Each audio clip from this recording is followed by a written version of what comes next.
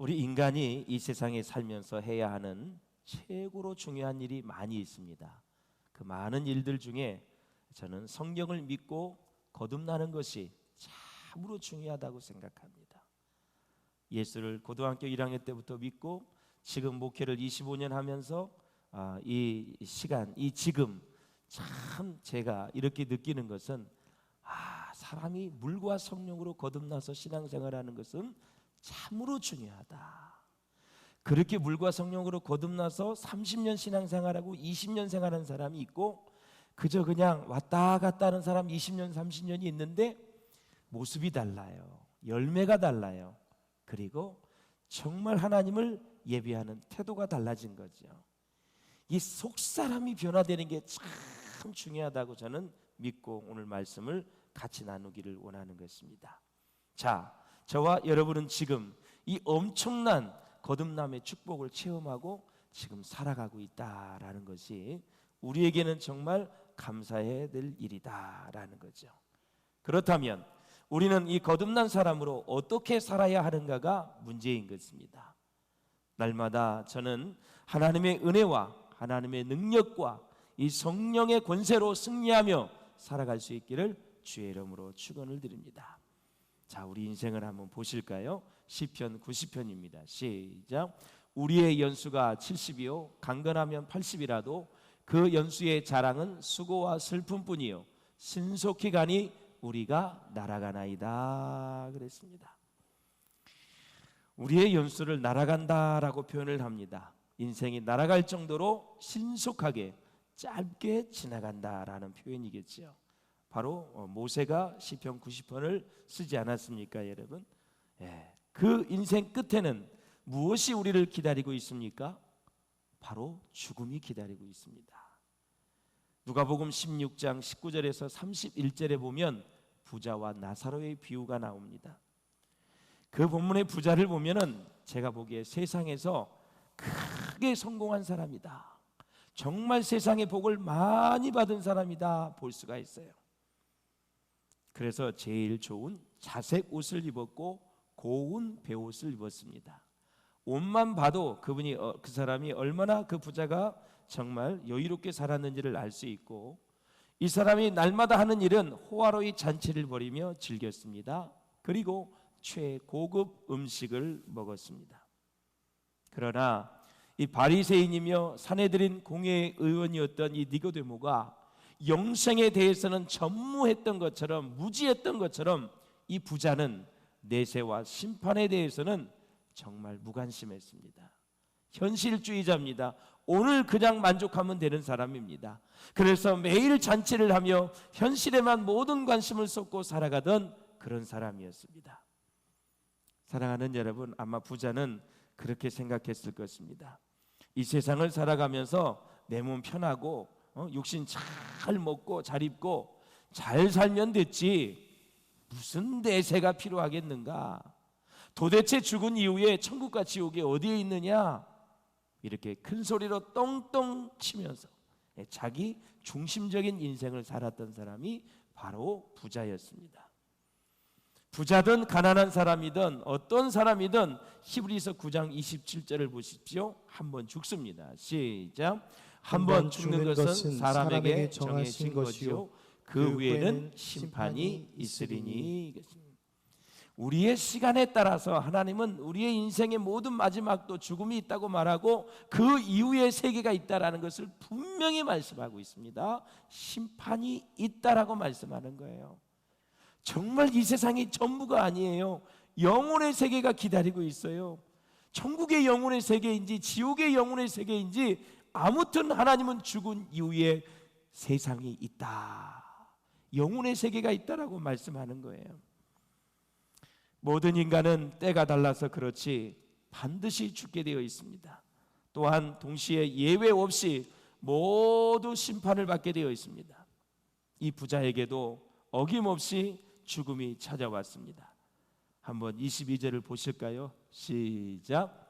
이에 그 거지가 죽어 천사들에게 받들려 아브라함의 품에 들어가고 부자도 죽어 장사되매 그가 음부에서 고통 중에 눈을 들어 멀리 아브라함과 그 그의 품에 있는 나사로를 보고 그랬습니다. 세상에 부자도 죽고 거지 나사로도 죽었는데 다 이후의 세계에서 보고 있어요 지금. 예.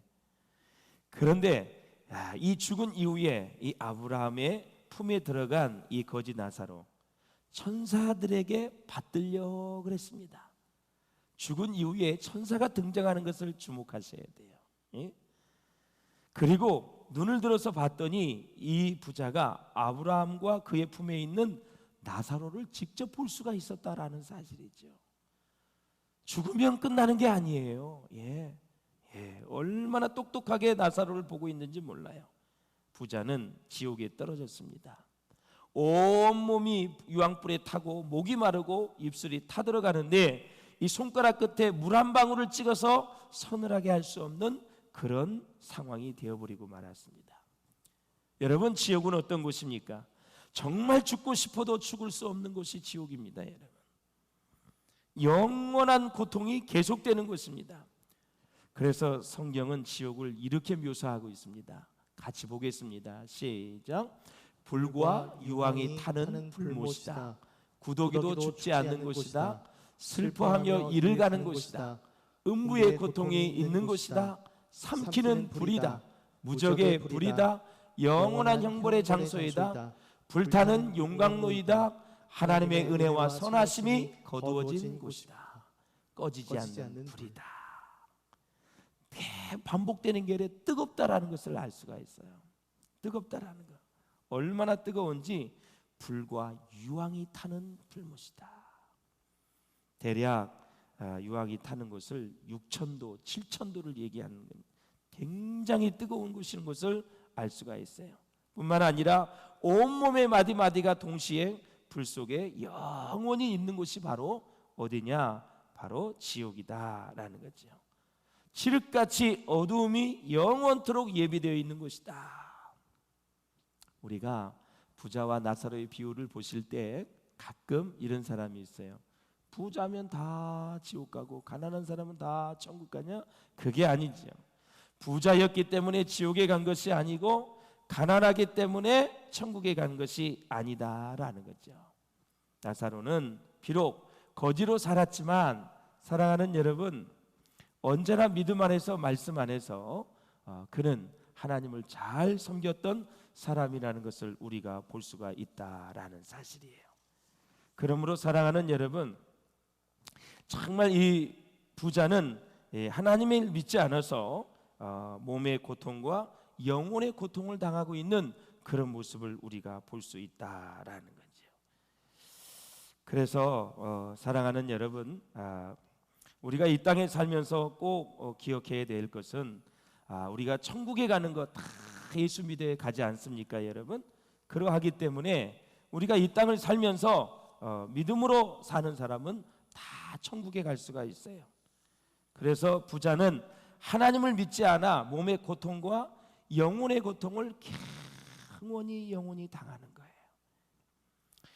그런데 여러분, 누가 지옥에 갑니까? 계시록 21장 8절을 한번 보세요. 시작.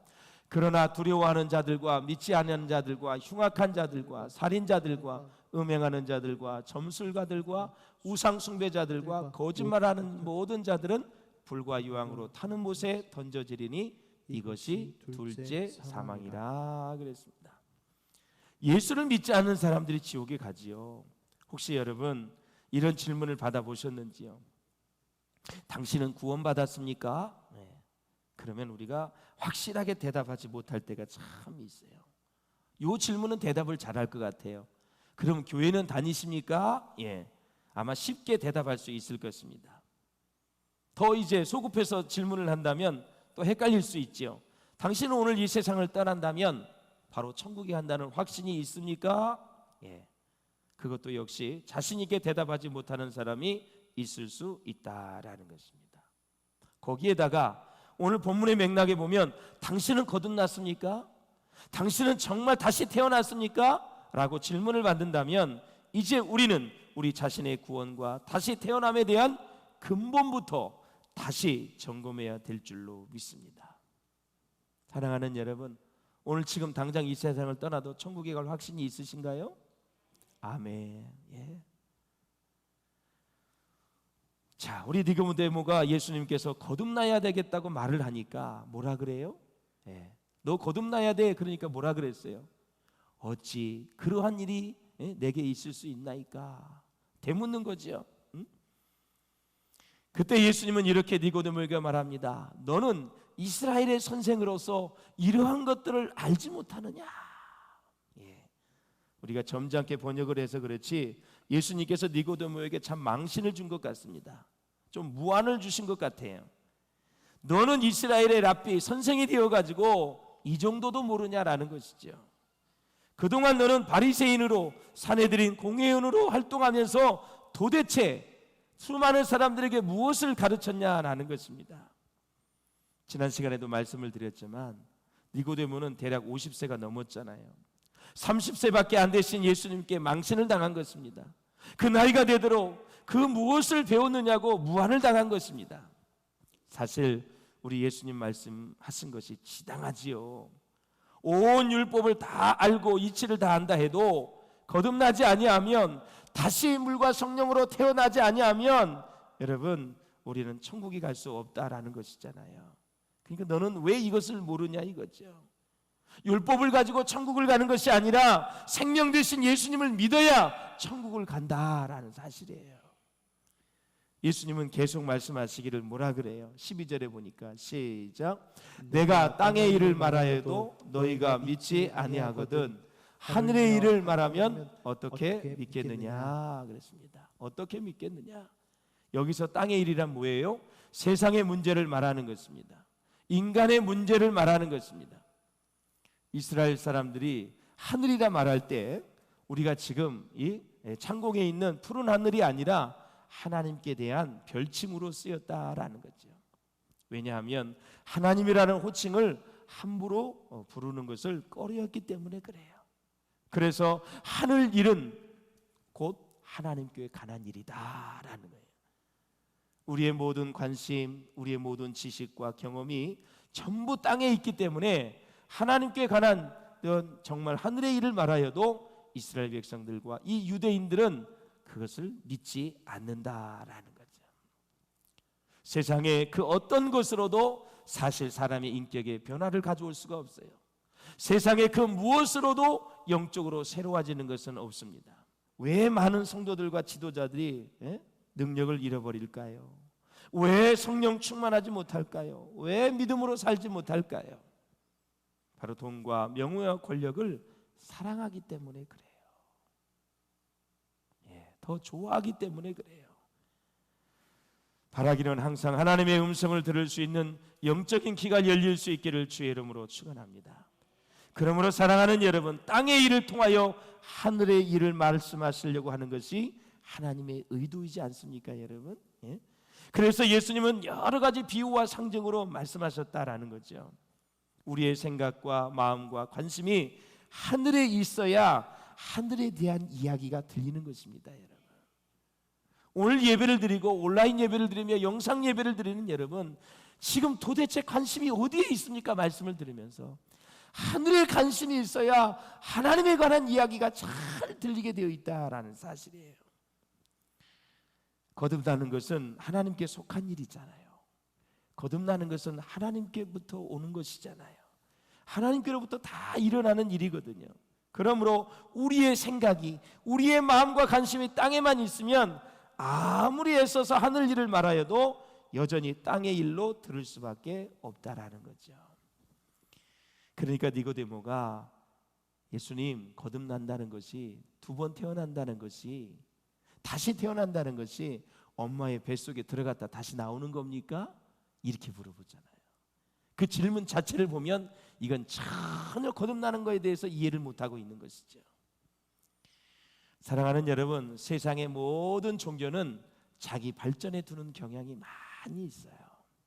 그러나 여러분, 기독교는 인간의 자아가 꺾이는데 그 본질이 있다라는 사실을 아셔야 돼요. 인간의 자아가.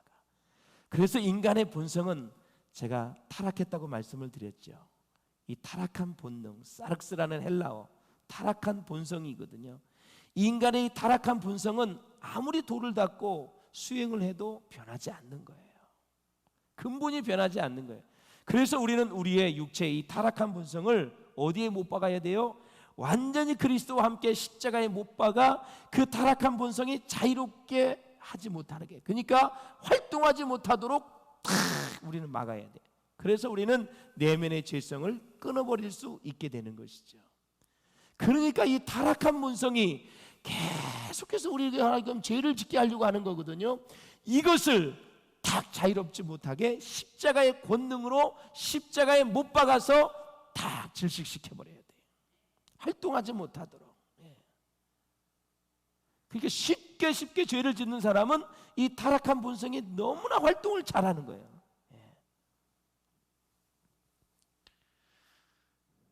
그것은 바로 말씀과 성령의 역사로, 보혈의 능력으로 타락한 본성을 다 활동하지 못하도록 우리가 할 수 있다라는 거죠. 예수님은 드디어 의미심장한 말씀을 니고데모에게 말씀하십니다. 한번 같이 보세요. 시작. 하늘에서 내려온 자 곧 인자 외에는 하늘에 올라간 자가 없느니라. 모세가 광야에서 뱀을 든 것 같이 인자도 들려야 하리니 이는 그를 믿는 자마다 영생을 얻게 하려 하심이니라 그랬습니다. 자, 이스라엘 백성들이 광야에서 하나님을 원망했습니다. 때로는 만나 때문에, 또는 환경 때문에 고난을 당하니까 이제 원망을 했을 때 그때 불뱀의 습격을 받게 됐죠. 모두 독사의 독으로 죽어갑니다. 그럼에도 불구하고 우리 하나님은 하나님께서 살 수 있는 길을 열어주셨는데 이스라엘 자손들을 물었던 그 뱀을 노스로 만들어 장대에 매달고 그것을 보기만 하면 살 수 있다라는 거죠. 그래서 이 이스라엘을 죽게 만드는 것은 두 가지였잖아요. 교만과 불순종이거든요. 그때 우리 하나님은 다시 이스라엘 백성을 살려주셨는데 바로 믿음으로 순종할 때 다시 살려주셨다라는 거죠. 우리 예수님은 우리를 죄에서 구원하기 위하여 나무에 높이 매달리셨습니다. 그래서 우리는 그분을, 예수님을 믿기만 하면 구원받고 영생을 받습니다. 그 노뱀을 쳐다보지 못해 죽은 사람이 얼마나 많이 있습니까? 그냥 눈을 들어 보기만 하는, 살 수 있는데 그것을 보지 않았다라는 거예요. 여러분, 기회가 올 때 예수를 믿어야 될 줄로 믿습니다. 그 기회는 고난이 될 수도 있고, 병이 될 수도 있고, 인간의 갈등이 될 수도 있고, 실망과 절망을 할 때도 있고, 어느 순간이든 기회가 올 때 믿어야 돼요. 그래서 에베소서에 보면 세월을 아끼라, 때가 악하니라 그랬어요. 그 세월이 기회입니다. 기회.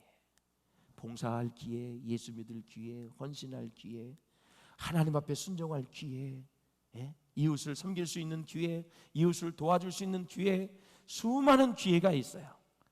그 기회를 선을 위해서, 하나님의 영광을 위해서 여러분 사용해야 된다라는 거죠. 사랑하는 여러분, 때를 얻든지 못 얻든지 말씀을 전해야 될 줄로 믿습니다. 말씀의 능력이 얼마나 대단한지 에레미야 선지자는 하나님의 말씀이 방망이가 된다고 얘기를 했습니다. 하나님의 말씀은 우리의 영혼을 내리친다. 하나님의 말씀은 거울이 되어 우리의 내면을 들여다보게 한다. 하나님의 말씀은 등불이고 빛이다. 썩지 않는 씨앗이라고 얘기합니다. 씨앗을 땅에 뿌리면 새싹이 나듯이 하나님의 말씀이 우리 안에 들어오면 새로운 생명이 탄생하게 된다라는 것입니다. 이것이 바로 다시 태어남, 거듭남입니다. 종교개혁자 마틴 루터가 작은 복음, 복음 중에 복음이라고 얘기했던 말씀이 바로 요한복음 3장 16절입니다. 보고 마지막 결론을 내리겠습니다. 시작. 하나님이 세상을 이처럼 사랑하사 독생자를 주셨으니 이는 그를 믿는 자마다 멸망하지 않고 영생을 얻게 하려 하심이라. 아멘. 사랑하는 여러분, 우리의 구원은 오직 하나님의 사랑 때문에 일어난 것입니다. 참 이상해요. 살다 보면 물질적으로 부하면 부할수록 사랑의 질이 떨어질 때가 참 많이 있어요.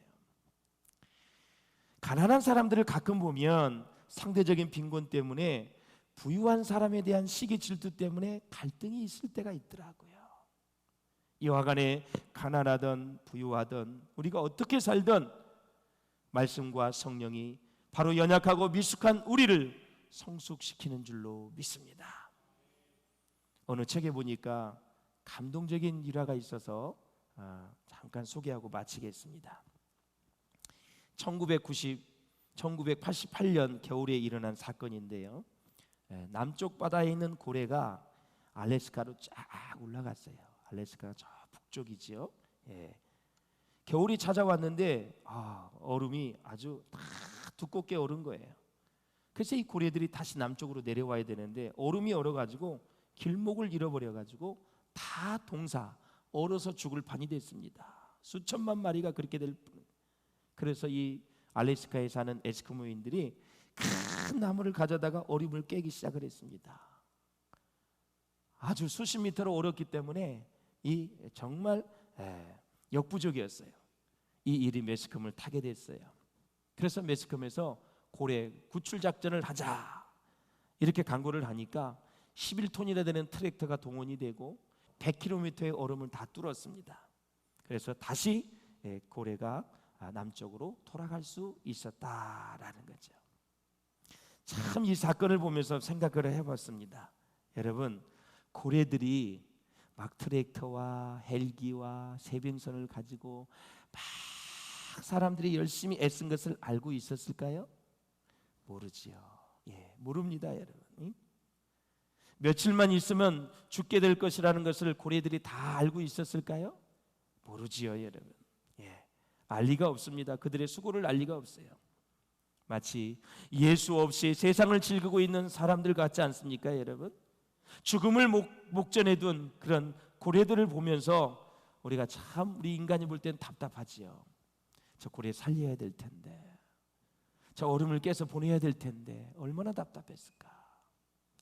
우리 하나님은 인간들을 보시고 저 인간들을 다 구원해야 될 텐데 그래서 아들을 보내셨잖아요. 그 아들을 보낸 하나님 아버지의 마음을 다 알면 얼마나 좋을까요? 그런데 구원의 길을 다 열어놓았음에도 불구하고 인간들은 거절했다라는 거죠. 하나님이 얼마나 안타까워할까요? 사랑하는 여러분, 우리 사람들이 그 얼음을 깨서 고래들이 다 남쪽으로 갈수록 그 남쪽으로 내려가는 고래들을 보고 다 살아난 고래들도 보고 사람은 얼마나 기쁠까요? 거기서 함께 일했던 사람은 얼마나 마음이 좋을까요? 온 인류가 지구촌 5대양 6대지에 흩어져 있는 모든 인류가 예수 다 믿고 구원받으면 우리 하나님이 얼마나 좋아하실까요? 저는 이제까지 56년을 살아오면서 가장 위대하고 아름다운 사랑은 십자가의 사랑이라고 조그맣게 고백할 수 있을 것 같아요. 수많은 사람들을 만났고 수많은 사랑을 경험했고 정말 직장 생활하고 교회에 또 목회하면서 많은 사람들을 만났지만 내가 만난 사랑 중에 가장 고귀한 사랑은, 가장 아름다운 사랑은 십자가의 사랑이라고 고백할 수 있을 것 같아요. 여러분도 그 고백이 될 수 있기를 주의 이름으로 축원합니다. 십자가에서 나의 죄를 위해서 물 한 방울 피 한 방울 남기지 않고 다 흘려주신 그 사랑, 우리의 죄값을 다 대신 지불해 주신 그 사랑, 그 사랑이 우리 가운데 자꾸 넘치시기를 주의 이름으로 축원합니다. 이 사랑이 우리의 인생을 살리는 것입니다. 이 사랑이, 십자가의 사랑이 우리의 가정을 살리는 거고 우리의 모든 직장과 사업을 살리게 되는 줄로 믿습니다. 우리의 인생의 문제 많이 있지만 다시 한번 이 십자가의 사랑을 내가 경험하고 체험한다면 인생의 문제 별거 아니거든요. 이 사랑 없이 세상의 것을 매여 사니까 얼마나 힘들어요. 가장 위대하고 가치 있고 아름다운 십자가의 사랑이 다시 한번 우리 가운데 깨달아져서 우리의 인생의 남은 생애가 더 복이 되시기를 바라고 더 의미 있고 가치 있는 삶이 될 수 있기를 주의 이름으로 축원합니다.